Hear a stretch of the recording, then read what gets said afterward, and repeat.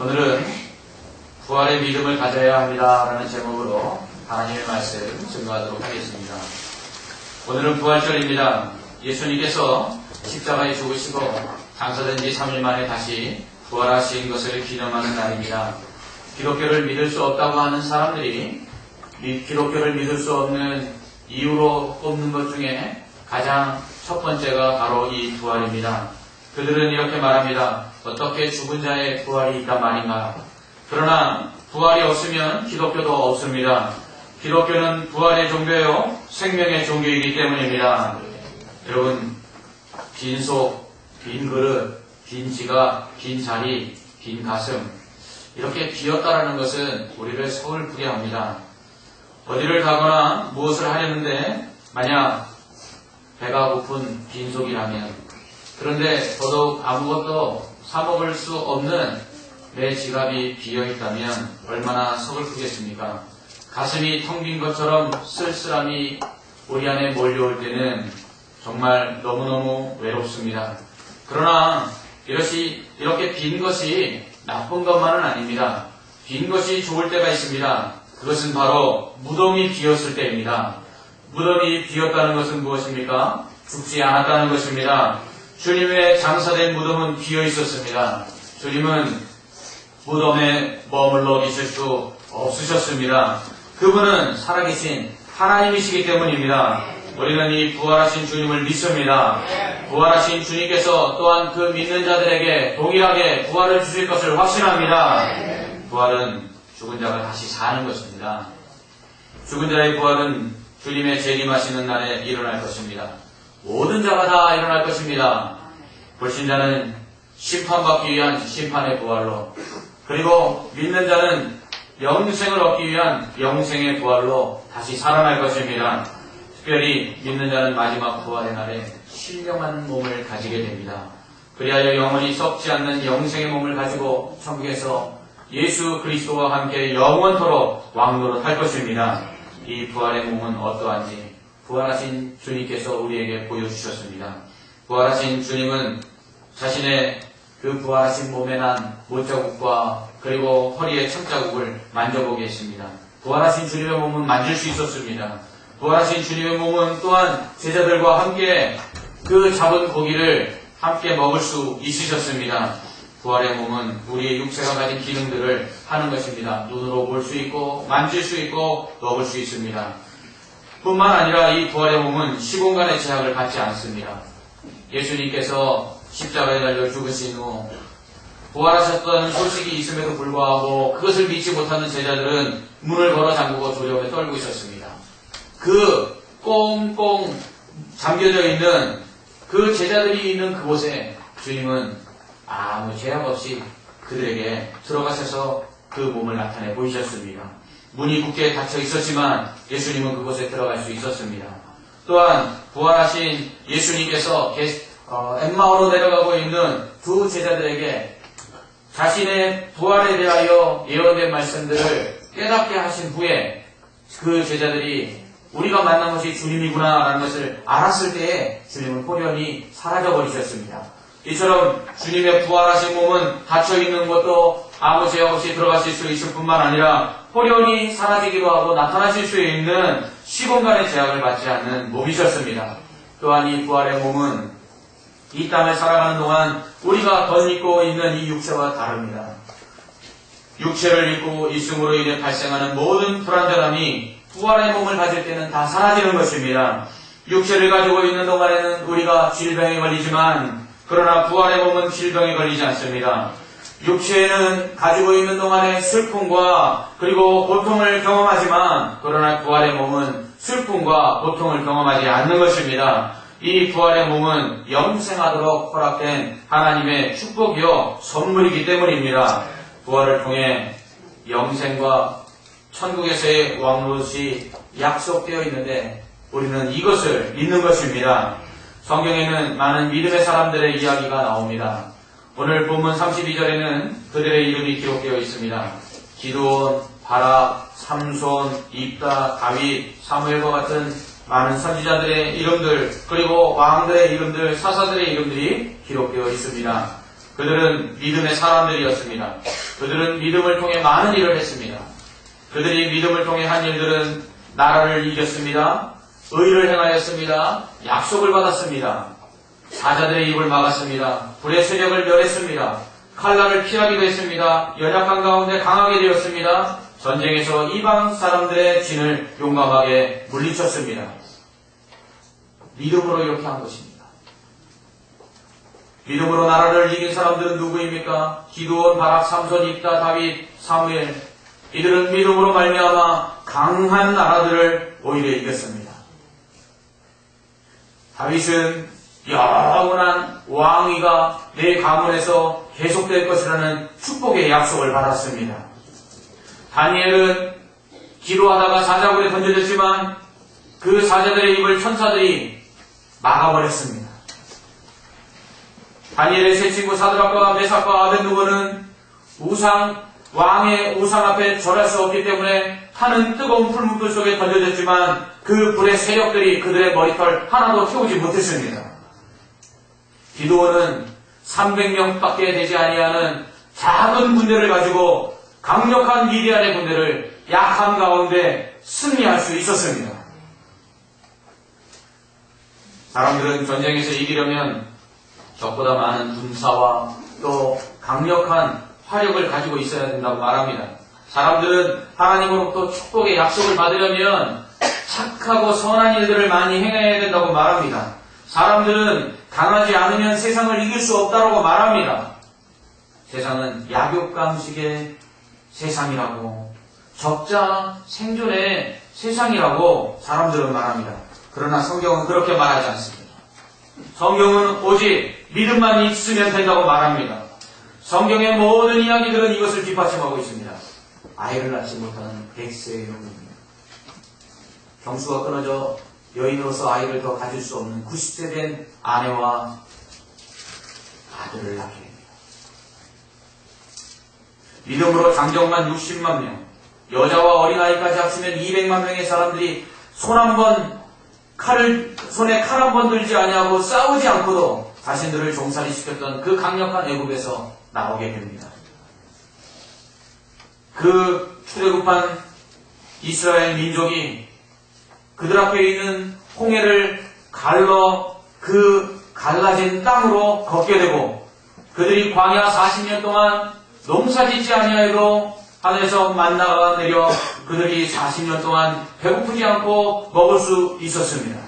이 모든 일들은 바로 믿음 때문이었습니다. 믿음으로 아브라함과 사라는 100세와 90세의 아들 이삭을 낳았습니다. 이스라엘 백성들은 믿음으로 말미암아 하나님께서 약속하신 가나안 땅으로 들어가게 하셨습니다. 성경에는 믿음으로 전쟁에서 승리하고 믿음으로 약한 자가 강한 자를 이기며 믿음으로 불가능한 일이 가능해진 이야기들로 가득 차 있습니다. 이런 일들이 가능했던 것은 믿음 때문입니다. 어디 한두 가지 이런 일들이 있어야 다 이야기할 수 있죠. 오늘 본문에서는 히브리서 기자가 말합니다. 이런 이야기들을 다 말하려면 시간이 부족하다. 여러분, 성경은 모든 것을 다 기록하고 있지 않습니다.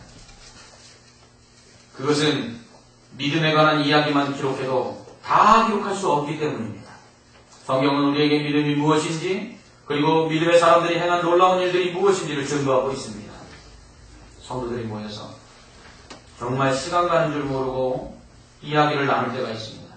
여러분, 그렇게 성도들이 모여서 시간 가는 줄 모르고 이야기를 나눌 때 가장 기쁜 이야기의 주제가 무엇입니까? 그것은 바로 믿음의 역사입니다. 하나님께서 이러한 일들을 행하셨습니다. 하나님께서 이렇게 놀라운 일들을 내 연약한 가운데 행하셨습니다. 내 무지한 가운데 하나님이 나를 지혜롭게 하사 하나님이 놀라운 일들을 행하셨습니다. 나는 단지 믿기만 했을 뿐입니다. 이러한 믿음의 고백들과 그리고 그 믿음으로 말미암아 일어나는 일들을 이야기하다 보면 언제 시간이 가는 줄 모르고 우리의 이야기가 정말 즐겁고 기쁠 때가 있습니다. 이러한 믿음으로 말미암아 나타나는 놀라운 일들을 이야기하기에도 우리 믿음의 사람들은 시간이 없어야 합니다. 세상의 일들을 이야기할 시간이 없습니다. 세상의 일들을 이야기하다 보면 그것이 기쁠 것 같지만 기쁘지 않습니다. 내 아파트 평수가 어떠느니, 집값이 어떠느니, 요즘 내 주식이 얼마나 올랐느니, 그런 이야기를 하다 보면 오히려 기쁠 것 같지만 나보다 더 잘 되는 사람이 있으면 오히려 내 마음의 기쁨이 사라지는 것이 세상의 일들의 이야기입니다. 내 자식이 잘 되어 자랑하다 다른 자식이 더 잘 된다는 이야기를 들으면 내 자식 잘 된 것이 기억나지 않는 것이 세상의 이야기들입니다. 세상의 이야기들을 나누다 보면 은혜가 없습니다. 세상의 이야기들을 나누다 보면 경쟁하게 되고 시기하게 됩니다. 그러나 믿음의 이야기들을 나누다 보면 은혜가 넘치게 됩니다. 믿음이 좋은 사람들이 믿음으로 말미암아 놀라운 일을 행한 것들을 믿음이 없는 사람이 들을 때 시기와 질투가 나는 것이 아니라 나에게도 저런 은혜가 있지 않을까 하고 소망이 생겨나는 것입니다. 이처럼 믿음의 이야기들은 하나님을 찬양하고 하나님께 영광을 돌릴 뿐만 아니라 함께 나누는 자들에게 말할 수 없는 놀라운 은혜를 허락해 주는 줄 믿습니다. 그래서 우리는 모이면 간증해야 합니다. 여러분, 신앙생활 가운데 신앙생활을 정말 잘했느냐 못했느냐는 내 신앙생활 가운데 얼마나 간증이 있느냐로 구분할 수 있습니다. 여러분은 어떠한 간증들이 있습니까? 여러분 정말 여러분이 믿음만으로 하나님이 행하신 놀라운 일들에 대한 간증들이 있습니까? 그것이 셀 수가 없고 그것을 이야기하다 보면 다 이야기할 시간이 없어야 정말 우리는 정말 믿음의 사람이 되는 것입니다. 믿는다고 하면서도 하나님께서 믿음 가운데서 나에게 역사하신 일들이 없다면 얼마나 안타까운 일입니까? 이렇게 믿음으로 말미암아 일어난 놀라운 일들, 그 일들을 이룬 사람들은 기드온이나 삼손이나 다윗, 사무엘과 같은 구약시대의 사람들뿐만은 아니었습니다. 35절부터는 신약시대의 믿음의 사람들에 대해서 이야기하고 있습니다. 그들 중에는 자기들의 죽은 자들을 부활로 받아들이는 여자들이 있었다고 합니다. 그들은 남편이나 자녀들이 믿음을 지키다가 순교했을 때에 부활의 날에 다시 부활한 몸으로 자신들에게 돌아올 것을 믿음으로 받아들였다는 것입니다. 또 어떤 이들은 더 좋은 부활을 얻고자 심한 고문을 받되 구차히 풀려나기를 원치 아니하였습니다. 어떤 이들은 부활의 신앙을 가지고 조롱과 톱으로 펴는 것과 시험과 칼로 죽임을 당했습니다. 또 어떤 사람들은 양과 염소와 가죽을 입고 유리하며 궁핍과 환난과 학대를 받으면서도 부활의 소망 가운데 그것을 견뎌냈습니다. 그들은 광야와 산과 동굴과 토굴에 유리하며 살았습니다. 터키에 가면 카타콤이라는 것이 있습니다. 카타콤은 지하 동굴입니다. 박해를 피해 도망친 성도들이 지하 동굴을 파고 땅굴을 파고 그곳에서 부활의 신앙 가운데 주님께서 우리가 순교하더라도 영생을 허락하실 것을 바라보면서 그들은 그곳에서 안락함을 포기하고 믿음을 지켰습니다. 이것이 바로 부활의 신앙입니다. 부활을 믿는 사람들은 가족의 죽음과 그리고 이별과 슬픔 이런 것들을 두려워하지 않습니다. 왜요? 부활의 날에 다시 만나게 될 것을 확신하기 때문에 그렇습니다. 또한 더 좋은 부활을 얻고자 고문을 당하여도 구차히 풀려나기를 원치 않았습니다.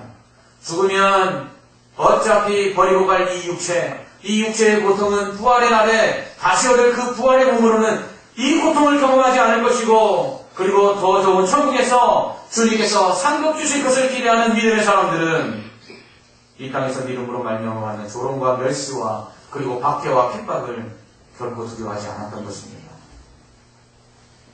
부활의 신앙은 이처럼 죽음이 끝이 아닌 걸 믿는 것입니다. 주님은 우리에게 영생을 약속하셨습니다. 누구든지 나를 믿는 자는 죽어도 살겠고 무릇 살아서 나를 믿는 자는 영원히 죽지 않는다. 오늘 본문에서는 하나님께서 우리에게 더 좋은 것을 계획하셨다 말씀하고 있습니다. 그것은 바로 영생입니다. 그 영생은 부활한 자만이 들어가는 하나님의 선물인 줄 믿습니다. 이 부활의 신앙을 믿는 자예요. 그래서 이 땅은 소망이 아닌 것입니다. 이 땅이 소망이 아니라 바로 주님께서 약속하신 저 천국이 더 소망이 되는 것입니다.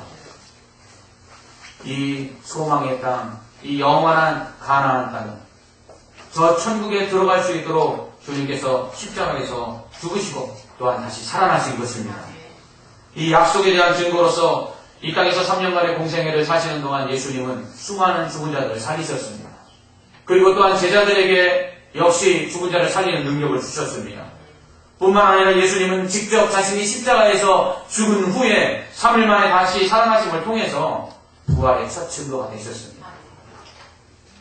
이후 믿는 우리도 예수님을 믿는 그 믿음 가운데 다시 부활할 것을 주님은 직접 자신의 부활로 증거하신 것입니다.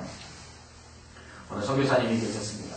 몽고에서 선교를 하신 분이십니다. 선교를 하신 사람들이 결국 죽고 말았습니다. 사랑하는 딸을 무덤에 장사 지낸 후 하늘이 무너진 듯한 슬픔을 안고 집에 돌아왔습니다. 지쳐 잠이 들었는데 그때 꿈을 꾸게 됩니다. 그는 그 꿈을 꾸고 딸을 잃은 슬픔을 완전히 잊고 그리고 다시 선교에 매진하게 됩니다. 그가 꾼 꿈은 이렇습니다. 그가 자기의 딸의 무덤 앞에 서 있는데 갑자기 하늘이 황금빛으로 물들며 빛나는 광채 속에 예수님이 나타나셨습니다. 그러한 가운데 나팔 소리가 들렸습니다. 첫 번째 나팔 소리가 들려올 때에 성도들의 무덤이 기울들리고 열렸습니다. 두 번째 나팔 소리가 들릴 때에 죽은 자들이 다 살아나 묘 앞에 서 있었습니다.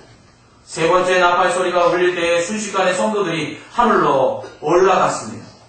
그때 그는 생시와 같이 또렷이 보았습니다.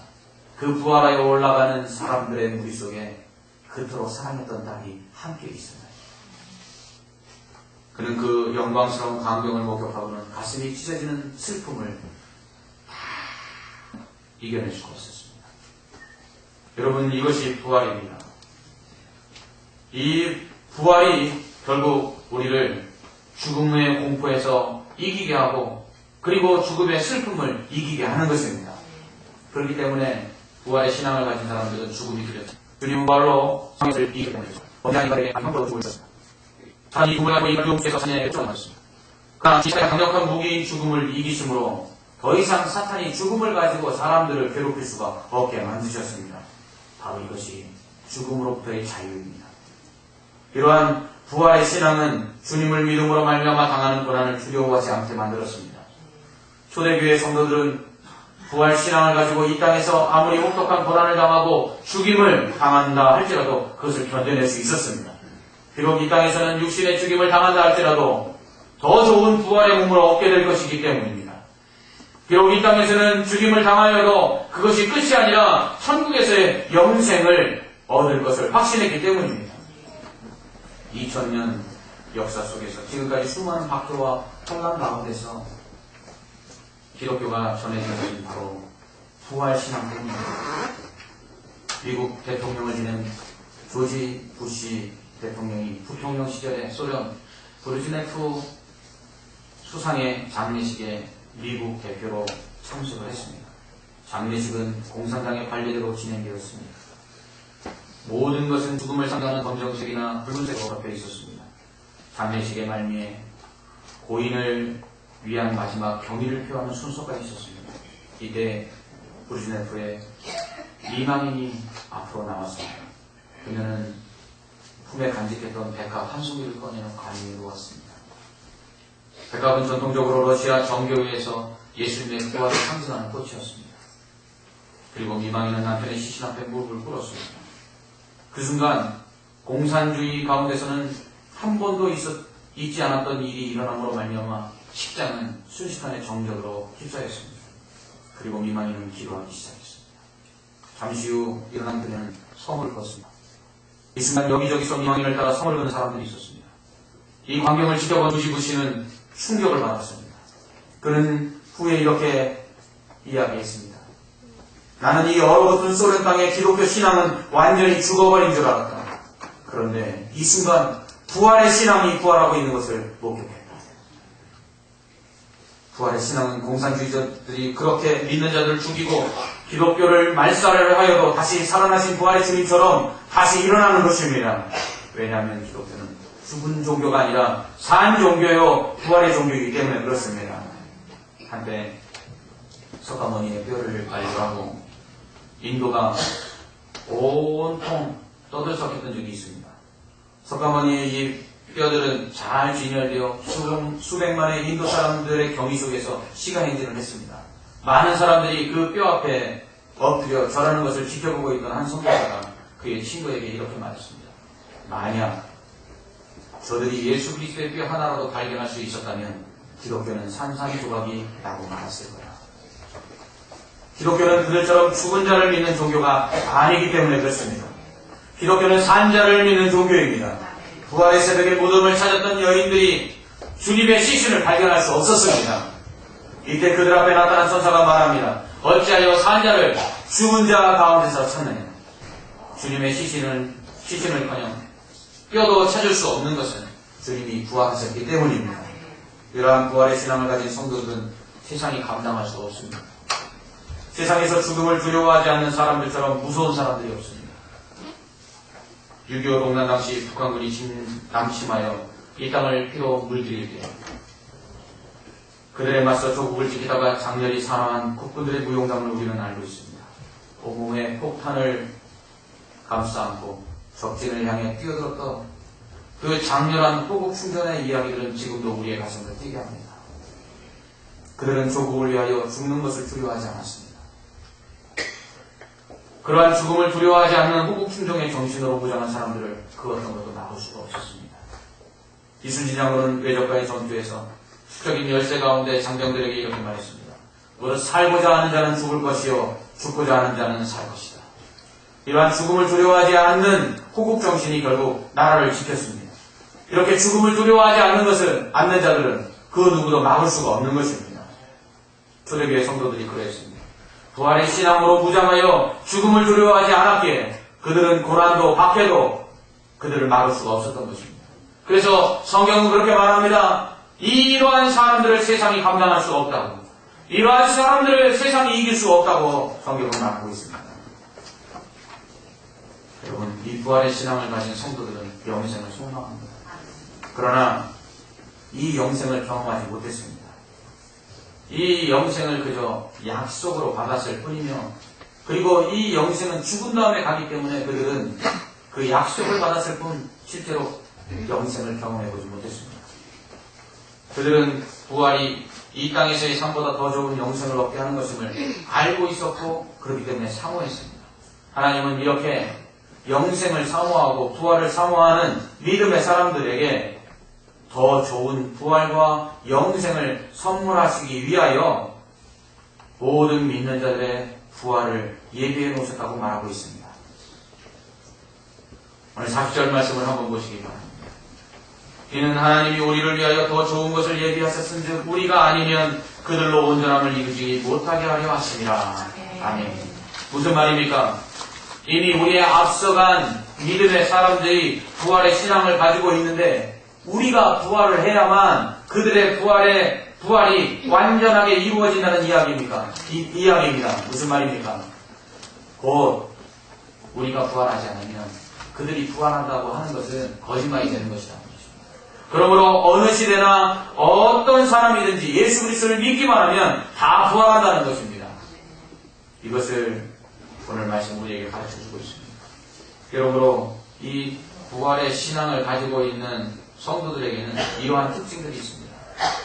부활의 신앙을 가지고 있는 성도들은 그 부활의 신앙이 결국 이 땅을 살아가는 삶의 모든 것들을 결정짓게 합니다. 부활의 신앙을 가진 성도들은 박해와 그리고 핍박 속에서도 죽음을 두려워하지 아니하고 믿음을 지켜나갑니다. 뿐만 아니라 이 부활의 신앙은 그들에게 기쁨을 줍니다. 부활을 통해서 얻은 영생이 더 좋은 것을 알기 때문에 그들은 천국을 소망하는 가운데 이 땅에서의 고통과 이 땅에서의 가난과 이 땅에서의 질병과 이 땅에서의 핍박과 이 땅에서의 그 어떤 환난도 두려워하지 아니하는 것입니다. 오히려 천국을 소망하면서 기뻐하는 것이죠. 시편 기자는 그래서 왕궁에서의 첫날보다 아버지의 집, 곧 천국에서의 문지기로 있는 것이 더 좋다고 고백하고 있습니다.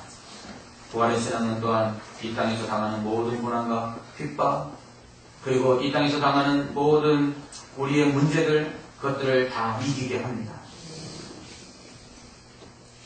부활은 끝이라 생각하는 그때에 다시 시작되는 것입니다.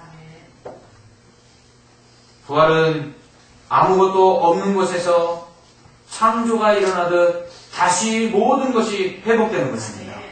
그러므로 부활의 신앙을 가지고 있는 성도들에게는 그 어떤 것도 끝이 될 수가 없기 때문입니다. 그러므로 어떤 찬송가 작가가 이렇게 찬양의 가사를 지었습니다. 초가상간도 나는 만족하네. 값진 재물도 내겐 없지만 앞으로 내가 하늘나라에 가면 순학 눈길을 거니려며. 그렇습니다. 이 영생의 소망, 천국에 대한 소망 때문에 이 땅에서 당하는 모든 고난들을 이겨낼 뿐만 아니라 오히려 그것을 즐겁게 감당할 수 있다는 것입니다. 왜냐하면 천국에서 부활한 자에게 모든 것을 주님께서 보상해 주실 것이기 때문입니다. 이제 우리는 이 부활절을 맞아 뜻깊은 행사를 행할 것입니다. 바로 성찬식입니다. 성찬식은 주님이 잡히시던 날 밤 제자들과 함께 마지막으로 하신 식사를 기념하는 것입니다. 주님께서 잡히시던 날 밤 제자들과 식사하신 후에 떡을 떼어주시며 이는 내 몸이라 말씀하셨습니다. 또한 포도주를 주시면서 이는 내 피라 말씀하셨습니다. 요한복음 6장 54절 55절에서는 예수님께서 이렇게 말씀하십니다. 내 살을 먹고 내 피를 마시는 자는 영생을 가졌고 마지막 날에 내가 그를 다시 살리리니 내 살은 참된 양식이요 내 피는 참된 음료로다. 우리는 부활과 영생에 참여하는 것을 성찬식을 통해서 더욱더 확고히 하는 것입니다. 떡은 주님의 몸을 상징하는 신령한 양식입니다. 포도주는 주님의 피를 상징하는 신령한 음료입니다. 주님은 이 주님의 몸을 상징하는 떡과 주님의 피를 상징하는 이 포도주를 먹음으로써 주님으로 말미암아 구원을 받고 영생할 것에 대하여 확신하라고 가르쳐주고 있습니다. 그래서 오늘 우리가 성찬에 참여하여 떡을 먹고 포도주를 마실 때 우리 안엔 부활의 신앙이 있어야만 합니다. 이 부활의 신앙과 영생의 소망을 가지고 이 성찬에 참여해야 합니다. 내가 이것을 먹고 마심으로 영생을 얻고 부활에 참여하는 것이 아니라 주님께서 이미 자신의 몸을 주시고 피를 흘리심으로 내가 부활하고 영생하는 것을 믿기에 내가 다시 그것을 기념하며 이 떡과 포도주를 마심으로 말미암아 더욱더 부활과 영생에 대한 소망을 확고히 하리라 하는 마음으로 참여해야 된다는 것입니다. 그러므로 부활의 신앙을 가지고 성찬에 참여하시기 바랍니다. 영생의 소망을 가지고 우리가 참여할 천국 잔치의 모형으로서 우리에게 허락하신 이 성찬에 참여하시기 바랍니다. 비록 작은 떡조각 하나를 받고 작은 포도주잔 하나를 갖지만 이것이 영생하는 자들이 천국에서 참석하게 될 천국 잔치의 모형임을 기억하시고 감사와 기쁨으로 참여하시기 바랍니다. 이처럼 이 성찬을 통해서 우리는 영생의 축복과 그리고 부활의 은혜를 경험할 것입니다. 우리는 또한 이 성찬을 통해서 천국에서 우리가 누리게 될 그 천국 잔치의 기쁨을 미리 맛보게 될 것입니다. 부활의 신앙을 가지고 이 땅을 살아가며 모든 환난과 고난을 이겨내는 믿음의 성도들이 되시며 또한 이 성찬의 날마다 참여할 때마다 이 부활의 소망과 영생을 더욱더 확고히 하는 믿음의 성도들 되시기를 주님의 이름으로 축원합니다. 기도하겠습니다. 나는 부활이요 생명이니 나를 믿는 자는 죽어도 살겠고 무릇 살아서 나를 믿는 자는 영원히 죽지 아니하리라 약속하신 그 주님을 오늘 우리가 믿음으로 고백하며 주님 앞에 나아옵니다. 주여 우리에게 이 믿음을 더욱더 확고하게 하여 주시옵소서. 그리하여 세상에 그 어떤 환난이나 궁핍이나 고난이 찾아와도 믿음으로 승리하게 하여 주옵시고 오히려 세상이 우리를 감당할 수 없게 하여 주시옵소서. 우리가 이제 성찬에 참여할 것인데 이 성찬을 통해 또한 천국에서 우리에게 허락하실 그 영생과 그리고 천국 잔치의 기쁨을 맛보게 하여 주시옵소서. 예수님 이름으로 기도합니다. 아멘.